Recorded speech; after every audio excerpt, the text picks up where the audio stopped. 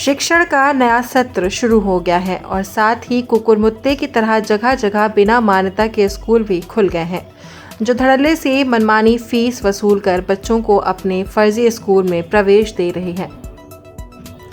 ताज़ा मामला जनपद सिद्धार्थनगर के विकास खंड भनवापुर का पढ़हरा विशुनपुर गांव का है, जहां एक स्कूल ज्ञानोदय पब्लिक स्कूल के नाम से 2 साल से संचालित है, मगर ताज्जुब की बात यह है कि सड़क किनारे बच्चे शिक्षा लेते हैं। लेकिन सवाल ये उठता है कि क्या आज तक इस पर किसी जिम्मेदार की नज़र नहीं पड़ी या फिर रिश्वत लेकर बच्चों के भविष्य को खराब करने की छूट दी गई। स्कूल फर्नीचर शुल्क, विद्युत शुल्क के साथ व्यवसाय शुल्क जैसे 8 शुल्क लेता है।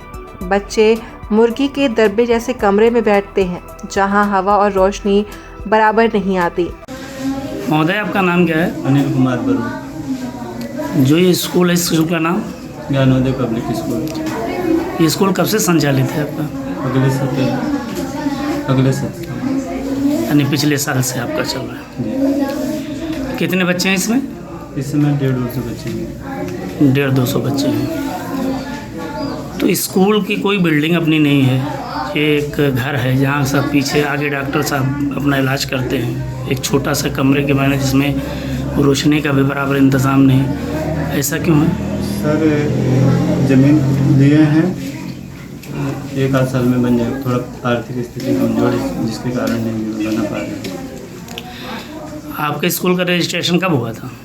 रजिस्ट्रेशन सर अभी अप्लाई किए हैं, इस साल 10 दिन तक आ जाएगा। हमें बताएं, आप पिछले साल ये भी आपने बच्चों का स्कूल एडमिशन किया, पढ़ाया? तो हमारा एक स्कूल है, वो मान्यता प्राप्त है कमसार में। कौन सा स्कूल? MI public school. तो क्या वहाँ के बच्चों को आप यहाँ यानी अपने स्कूल में पढ़ा करके नाम वहाँ लिखाते हैं? नहीं सर, ऐसा है, यही है ना। रजिस्ट्रेशन के लिए अप्लाई किए थे, लेकिन टाइम लग गया। नहीं, रजिस्ट्रेशन के लिए आपने अप्लाई किया, अच्छी बात है, बच्चों के लिए खराब नहीं होना चाहिए। मगर पिछले साल से अभी आपने कहा कि आप अपने यहाँ पढ़ाते हैं और नाम दूसरे स्कूल में लिखा हुआ है। बच्चों को उनकी छात्रवृत्ति मिली? जी। तो नुकसान बच्चों का हुआ ना। ऐसा आपने क्यों किया?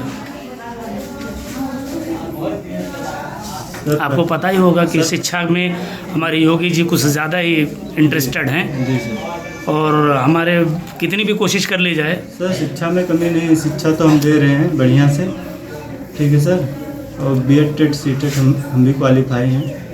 अभी जॉब नहीं लगा, इसके लिए भाई जीने खाने के लिए मजदूरी तो कहीं कर नहीं पाएंगे, जिसके कारण कुछ ना कुछ करना पड़ रहा है। आपने अप्लाई किया है? जी सर। तो आपके हिसाब से लग रहा है कि कहीं ना कहीं अधिकारियों ही देर कर रहे हैं, इसके वजह से ही प्रॉब्लम हो रही है? जी सर। जी सर। अधिकारियों की यहाँ गलती है। जी सर। वहीं इस मामले में बेसिक शिक्षा अधिकारी ने कहा कि आपके माध्यम से जानकारी हुई है, जांच कराकर कार्रवाई की जाएगी। अगर उनकी मान्यता नहीं है तो 1 लाख रुपए अर्थदंड लगाया जाएगा। अगर इसके बाद भी नहीं मानते हैं तो प्रतिदिन 10,000 रुपये जुर्माना लगाने का प्राविधान है। अभिभावकों को भी ऐसे विद्यालयों में बच्चों का नाम लिखवाना नहीं चाहिए जिसकी मान्यता ना हो। तो आपके माध्यम से मुझे पता लगा है, तो मैं दिखवाऊंगा। जो बिना मान्यता के स्कूल है वो नहीं चलनी चाहिए, उस पर हम लोग जुर्माना भी लगाते हैं। अभी 2 महीने पहले हमने 8 विद्यालयों पर 1-1 लाख रुपए का जुर्माना लगाया था, और अभी भी एक रिपोर्ट आई है आजकल में, उस पर भी जुर्माना लगाऊंगा। तो RT के उल्लंघन में 1 लाख रुपए का जुर्माना लगाया था बिना मान्यता प्राप्त जो स्कूल चल रहे हैं। उसके बाद भी अगर वो चलाते रहते हैं तो 10,000 रुपये पर डे के हिसाब से जुर्माना लगाने का प्राविधान है। बच्चों के भविष्य से खिलवाड़ नहीं हो रहा है?